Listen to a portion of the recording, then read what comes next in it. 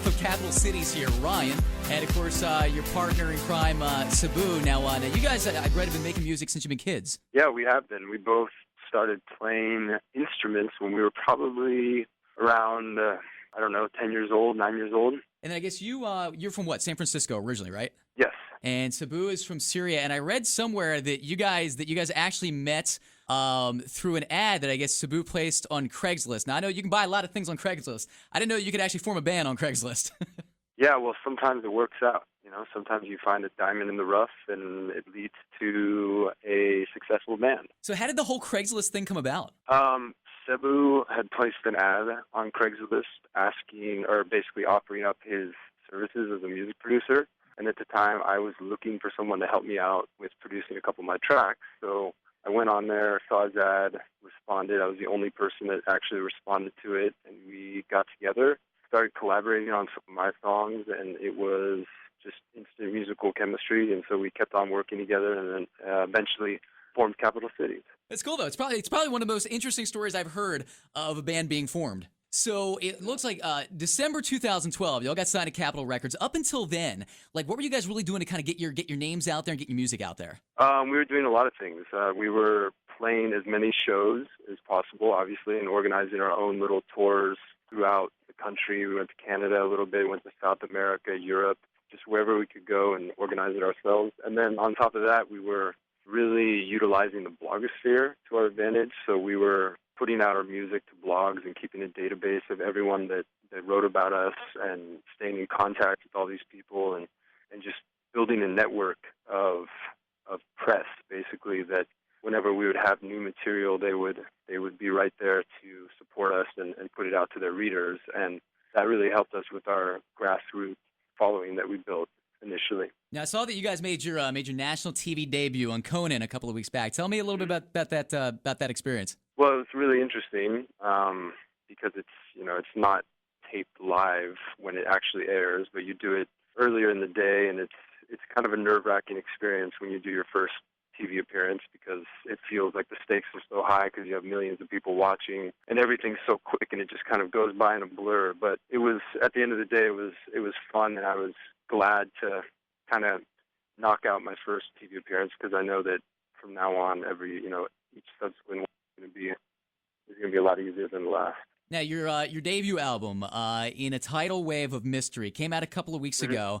Saw that you guys worked with Andre 3000, out of all people, on a track. How'd that come about? Yeah, well, we have this one track on the album called Farrah Fawcett Hair that's a really eclectic, experimental song where we collaborate with a bunch of different people on it. There's a guy from NPR doing voiceover. We had our fans submit lines saying different things.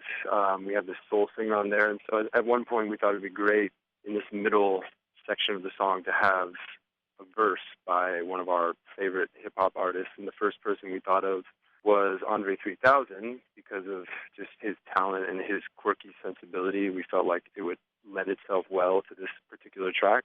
And thankfully our managers kind of tapped into the hip-hop world and was able to reach out to his manager, send him the track.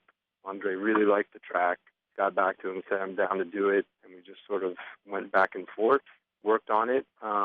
It was an internet collaboration, or phone and internet. We spoke to him on the phone.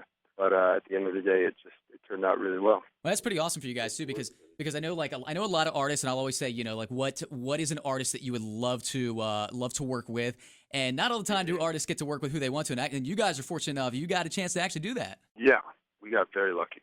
Very exciting. So a lot of tour festival dates. I know you just came off Bonnaroo. That looks like a crazy festival. Tell me about that. Bonnaroo, it was kind of a whirlwind, to be honest, because we had been in Berlin, Germany the night before, so we literally woke up, flew 9 hours to Chicago, had a layover, and then flew to Tennessee, drove to Bonnaroo, played the show, stayed up all night, and then flew to Miami for more shows. So it was a total blur. Unfortunately, I didn't get to experience the full breadth of the Bonnaroo experience, but the show was amazing. We were on this little stage, and it was jam-packed around us, and people were very enthusiastic, totally down to dance, having a blast. So overall, it was a great experience. So I want to talk a second about the single is Safe and Sound, and it's funny because the first time I heard this song, I'm listening to it, and then I heard it a second time, and I'm like, you know what? This is a really catchy song. It's got a great hook to it. And I want to talk a second about the music video. Now, when I first saw the music video, it looks like it takes place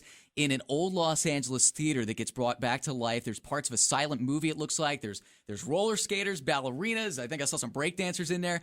How did this whole concept kind of come about? Well, when we signed to Capitol, they felt like we needed a new music video for the single to just sort of help propel it even further, and we agreed with them. And initially, when we first put out the song, we had done this very low-key DIY video where we juxtaposed footage of dancing in war over the 20th century to the music and put it to the music. And so when it came time to do this high-budget live-action movie, one of the people that submitted a treatment submitted something that was sort of based off of that initial DIY video that we did. And so we kind of ran with that idea, and then another production company ended up getting involved, another director, and it took on a life of its own and became this huge production, and we took dance lessons, learned how to do the Charleston and the Kid and Play, and it was it was a blast to make. It was crazy working on a video of that magnitude. Well, it's probably one of the most creative videos that I've seen in a long time. Like, I mean, I watched the video a couple of times,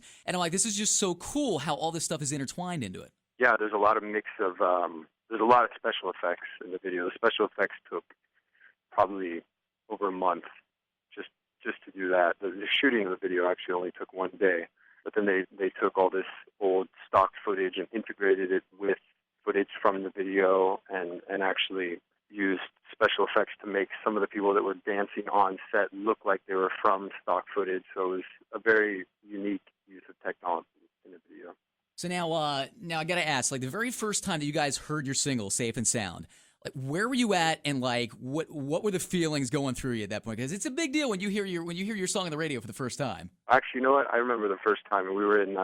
We actually started getting played in Peru. That was the first country that started playing "Safe and Sound" in a major way, and we ended up going down there to tour because the song was so successful down there. And I remember we got in and we were riding with this promoter to our hotel and listening to the radio station that was playing us, and "Safe and Sound" came on, and it was just really exciting to hear it. And of course, when you hear your song on the radio, you're listening to make sure that it sounds good on the radio, and it did sound good, so we were excited, that people were going to be hearing a good version of it. Well, we're excited because we know you're coming our way in a little less than a week here. It's next Monday. Of course, you're playing the Chameleon Club, which, by the way, is an awesome venue here in Lancaster.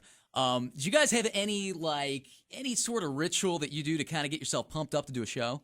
We get asked that question a lot, and unfortunately, I don't have a good answer for it. We don't really have a ritual. It's kind of like we're all doing our own thing before the show, and then we convene about 30 minutes before. We put on our matching satin tour jackets. We put on our in-ear monitors. We have butterflies in our stomach, and we get excited and pumped up for going on stage. But there isn't one particular thing that we do every time. So can we get a little bit of a sneak peek, so to say, of your show coming up at the Chameleon Club? Like any surprises? Well, I think you don't really see trumpet mixed with pop music typically, so I think that's going to be an interesting surprise for people to hear so much live trumpet throughout the set. They're going to see some dance choreography. They might not expect that. They're going to see matching outfits. They're going to learn how to do a dance. It's going to be a fun show. Well, we are definitely excited for the show. Again, it's Monday, June 24th. Tickets are on sale now through the Chameleon Club box office. Ryan, thank you so much for taking time out of your highly busy and hectic schedule to chat with us, okay? No worries. Thank you so much.